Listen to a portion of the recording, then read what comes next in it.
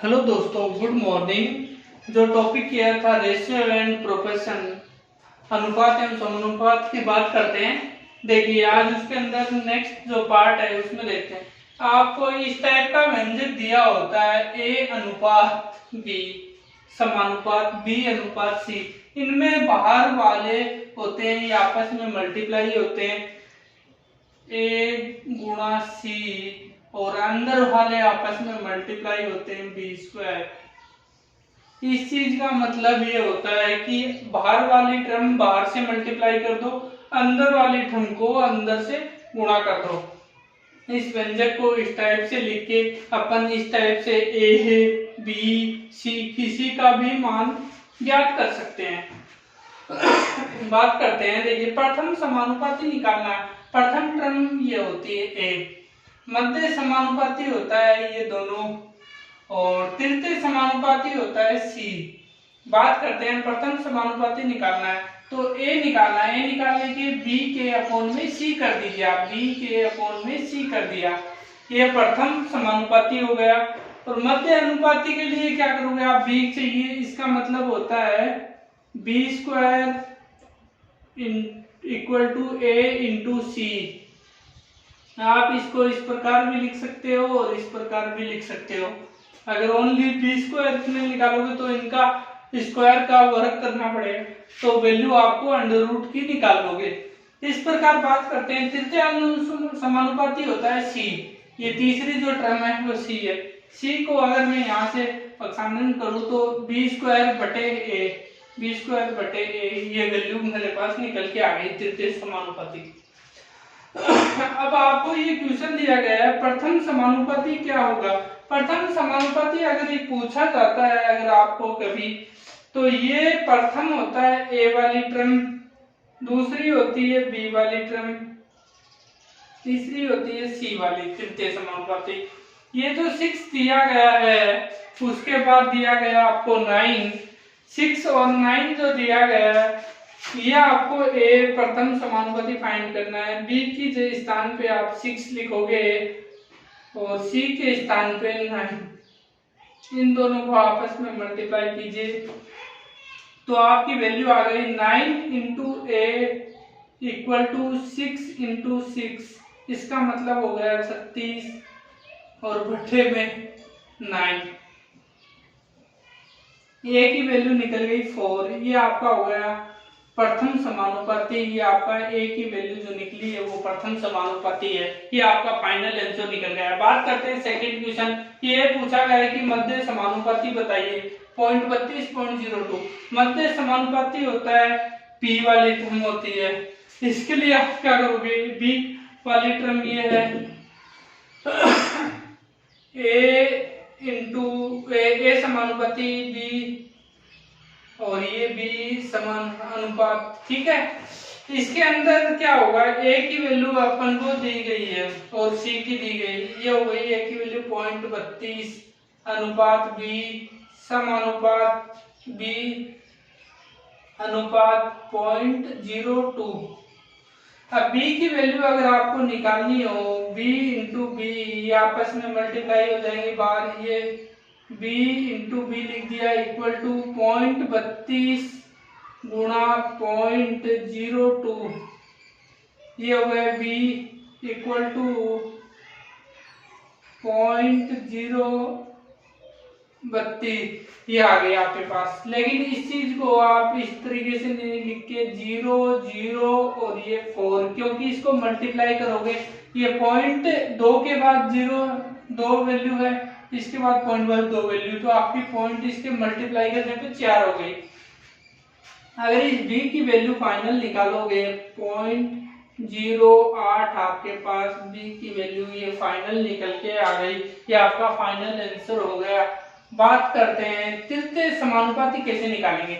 ये आपको टर्म दी गई है a की, ये हो गई आपकी तृतीय समानुपाती होता है, निकालने के लिए सी चाहिए अपन को, ए हो गया और फिर आपका बी समानुपात बी और अनुपात सी।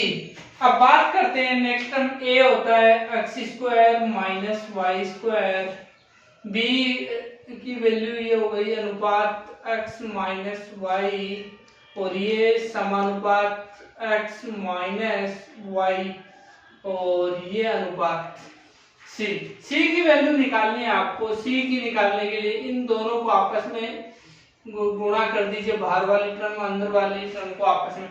x माइनस वाई का whole square equal to c गुणा x square minus y square.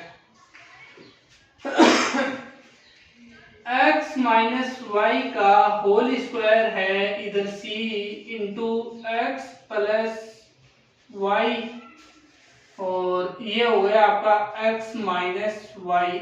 इस चीज से ये स्क्वायर कैंसिल हो जाएगा, आपके पास c की वैल्यू बच गई x माइनस वाई बटे x प्लस वाई। ये आपके पास वैल्यू c की निकल के आ गई। ये आपका फाइनल आंसर हो गया।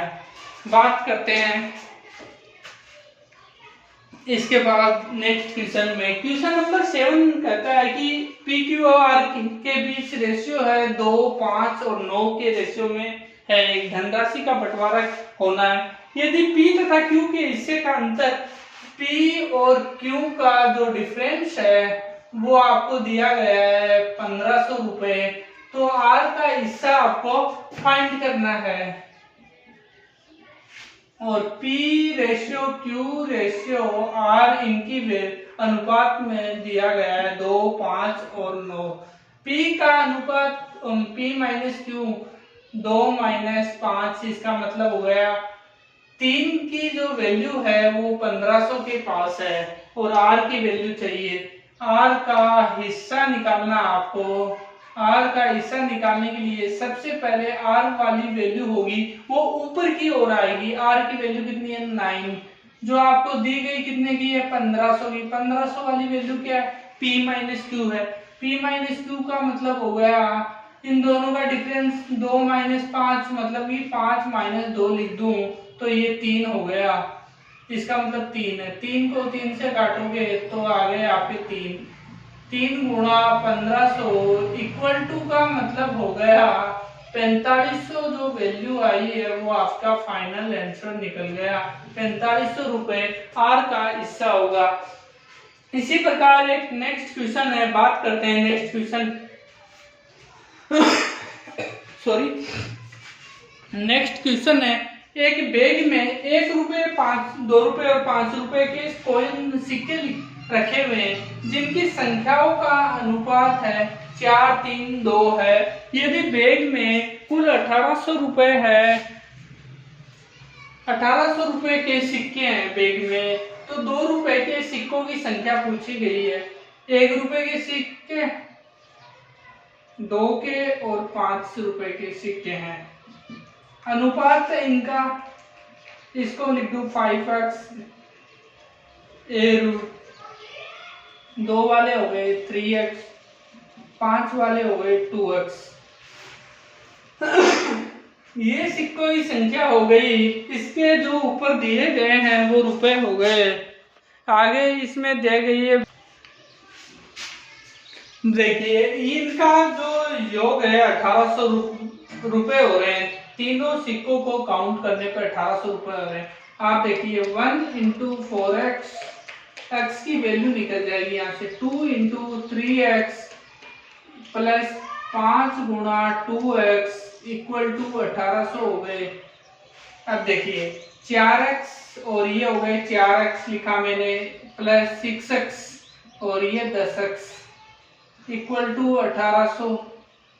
अब देखिए 4, 6 और 10, ये हो गए 20x हो गए इक्वल टू 1800।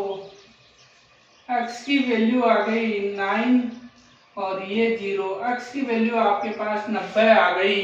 2 रुपए के सिक्कों की संख्या, 2 रुपए के सिक्कों की संख्या निकालनी है आपको। सिक्कों की संख्या बताने के लिए आप क्या करोगे, जो वैल्यू दी गई है संख्या का अनुपात है 2x है।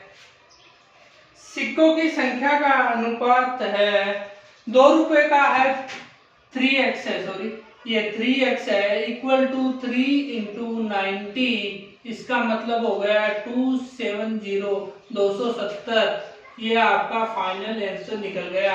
सिक्कों की संख्या अनुपात। आपको अगर ये वीडियो पसंद आई हो तो आप वीडियो को ज्यादा से ज्यादा लाइक कीजिए, शेयर कीजिए, अपने दोस्तों तक दिखाइए। जो मैंने ये वीडियो बनाई है, अगर आपको कुछ समझ नहीं आया तो आप कमेंट बॉक्स में कमेंट करके क्वेश्चन को पूछ सकते हो, और वीडियो को आप लाइक करोगे जिससे मुझे मोटिवेशन मिलेगा, मैं आगे वीडियो कंटिन्यू रखूंगा।